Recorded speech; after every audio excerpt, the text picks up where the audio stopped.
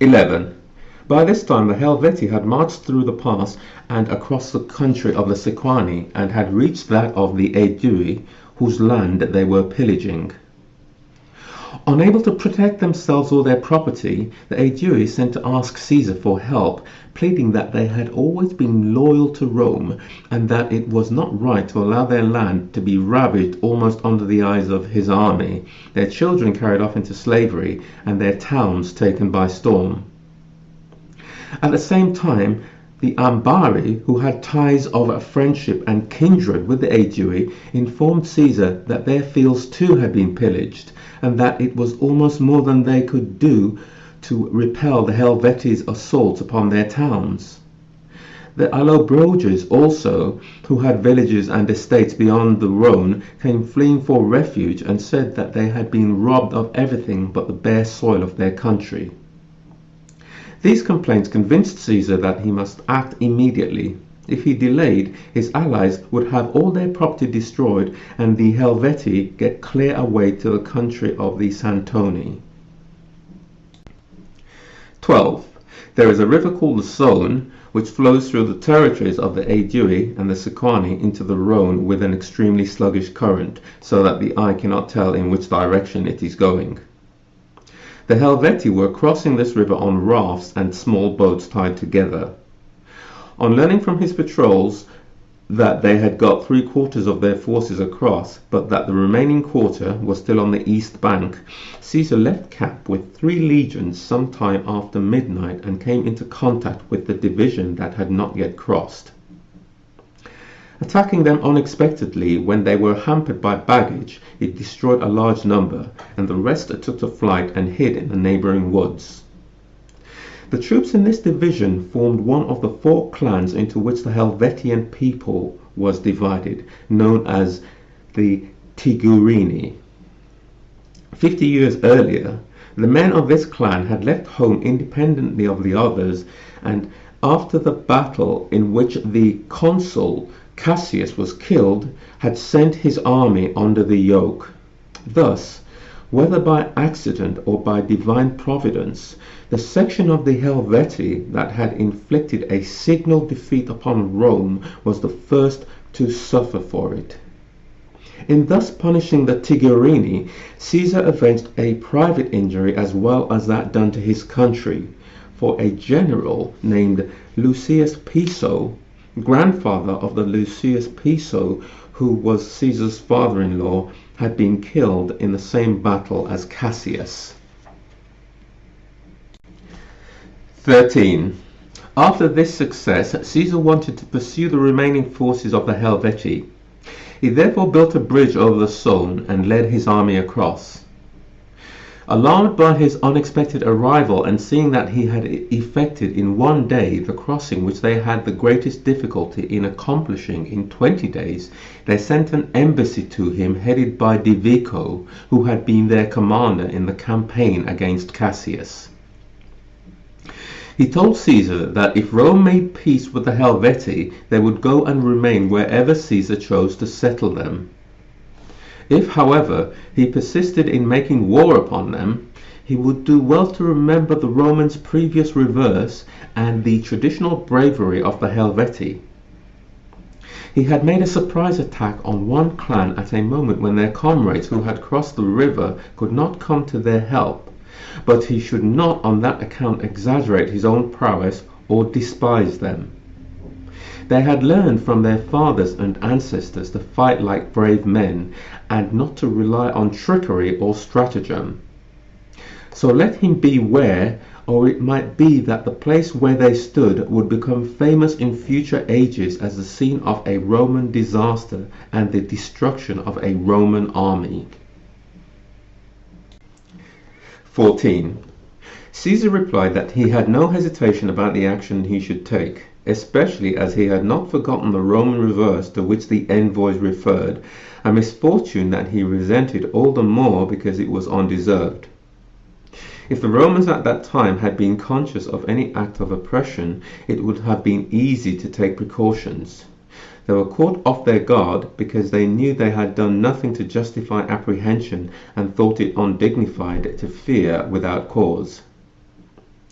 Even if he were willing to forget this old affront, could he banish the recollection of their fresh insults, their attempt to force a passage through the province in defiance of his prohibition, and their attacks upon the Aedui, the Ambari, and the Allobroges? The victory of which you boast so arrogantly, he said, and the surprisingly long time during which you have escaped punishment are both due to the same cause. When the gods intend to make a man pay for his crimes, they generally allow him to enjoy moments of success and a long period of impunity, so that he may feel his reverse of fortune when it eventually comes all the more keenly. However, if you will give hostages as a guarantee that you mean to carry out your undertakings, and will recompense the Aedui and the Allobroges for the injury you have done to them and their allies, I am willing to make peace with you. De Vico replied that it was the traditional custom of the Helvetii to demand hostages of others, but never to give them, as the Romans had good cause to know. With this rejoinder he departed. 15. The next day the Helvetii quitted their encampment. Caesar did the same, sending ahead to discover in what direction they were marching his entire force of 4,000 cavalry, raised from various parts of the province and from the Aedui and their allies. These pursued the Helvetian rearguard too eagerly, and engaging their cavalry on unfavourable ground, suffered a few casualties. The Helvetii were elated at repulsing such a large force with only 500 men, and with increased boldness halted several times and challenged the Romans with their rearguard. Caesar would not allow his men to fight them, and contented himself for the moment with preventing them from foraging, looting, and ravaging the country.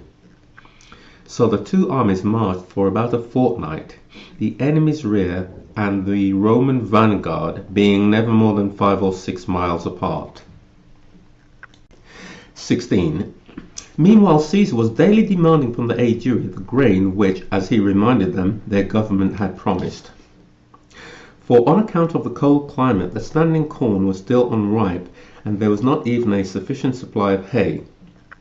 Some grain that Caesar had brought up the Saône was of little use at the moment, because the Helvetii had diverged from the river and he did not want to lose contact with them. The Aedui kept putting him off from day to day, saying that the grain was being collected, was in transit, was on the point of arriving, and so forth. When he saw that there was going to be no end to this procrastination, and the day on which the soldiers' rations were due was approaching, he summoned the numerous Aeduan chiefs who were in the camp, including Diviciacus and Liscus, their chief magistrate, the Vergobret, as the Aedui call him, an annually elected officer holding power of life and death over his countrymen. Caesar reprimanded them severely for failing to help him at such a critical moment when the enemy was at hand and it was impossible either to buy corn or to get it from the fields. He pointed out that it was largely in response to their entreaties that he had undertaken the campaign, and in still stronger terms than he had yet used, accused them of betraying him by this neglect. 17. His remarks at last induced Liscus to drop concealment and speak out. There are a number of private individuals in our state, he said, who have great influence over the masses and are more powerful than the magistrates themselves. It is these who, by criminal and seditious talk, work on the fears of the people to prevent them from bringing in the grain that is due. They argue that if the Aedui are no longer able to maintain their supremacy in Gaul, it is better to have Gauls as masters than Romans, and say they are certain that if you defeat the Helvetii, you mean to rob the Aedui of their liberty along with all the rest of the Gauls.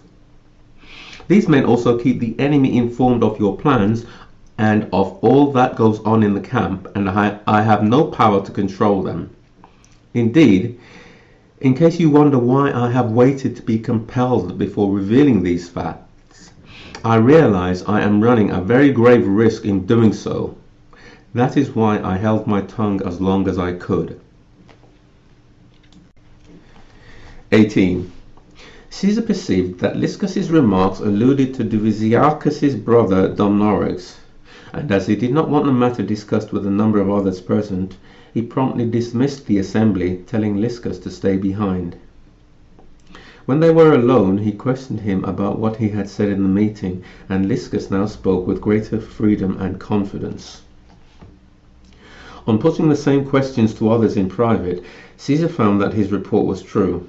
It was indeed Domnorix that he had referred to, a man of boundless daring, extremely popular with the masses on account of his liberality, and an ardent revolutionary. For many years he had bought at a cheap price the right of collecting the river tolls and other taxes of the Aedui, because when he made a bid at the auction, not a soul dared bid against him. In this way he had made a fortune and amassed large resources to expend in bribery. He maintained at his own expense a considerable force of cavalry, which he kept in attendance upon him, and his power was not confined to his own country, but extended over the neighbouring tribes. To increase it, he had arranged a marriage for his mother with a nobleman of very great influence among the Bituriges. His own wife was a Helvetian, and he had married his half-sister and other female relations to members of other tribes. On account of his matrimonial connection, he was a keen partisan of the Helvetii, and he had his own reasons for hating Caesar and the Romans, because their arrival in Gaul had decreased his power and restored his brother Divisiacus to his former position of honor and influence. If disaster should befall the Romans, he felt sure that with the aid of the Helvetii, the throne was within his grasp, whereas a Roman conquest of Gaul would mean that he could not hope even to retain his present standing, much less make himself king. Caesar also learnt in the course of his inquiries that in the cavalry reverse a few days before, it was Domnorix and the Aeduan horsemen under his command, sent to Caesar's aid by the tribal authorities, who had been the first to turn tail and so made the rest of the cavalry lose their nerve. 19. The suspicions aroused by these revelations were confirmed by certain indubitable facts.